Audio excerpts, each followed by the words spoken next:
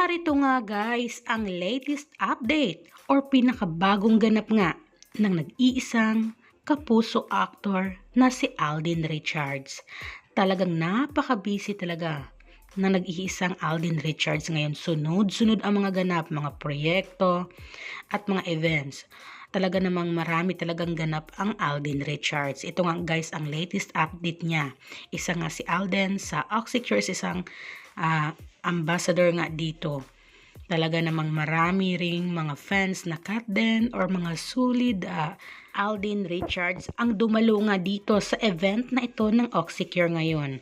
Ang skincare nga ito na product na pinag-ambassador or na in-endorse nga ni Alden Richards. At dito nga guys, may worth or amount nga na may bibilhin kayo nga product at pwede na kayo nga magpa-picture or magpa-selfie nga dito kay Alden Richards. Syempre may mga interview din si Alden dito sa isang host na ito sa event na ito ng Oxycure. At syempre talagang marami sa mga solid cut din or sa mga solid Alden Richards at syempre sa mga shippers na rin ng cut din ang umaten or pumunta nga dito sa event na ito ng Oxycure.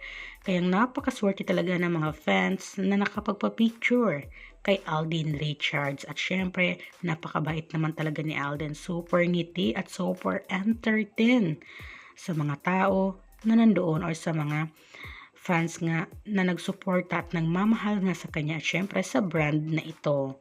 At talagang maraming sumuporta talaga kay Alden Richards. O diba guys?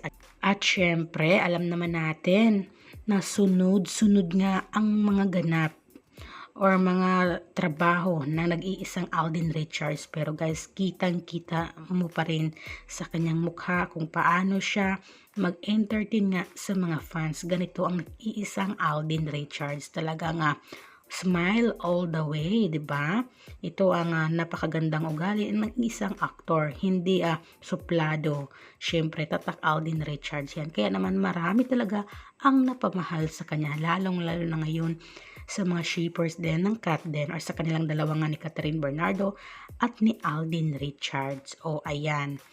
Ayan guys, ang latest update ngayon ni Alden Richards. At ayon nga din sa nabanggit ni Alden guys sa interview kanina sa Oxycure event ay talagang sinabi niya na siya daw ang kauna-unahang ambassador o ini-endorse nga na ito ni Alden Richards. O diba? Kaya naman marami rin sa mga netizens or mga fans ang bumuli ng napakagandang product na ito na ini-endorse nga na nag-iisang Alden Richards.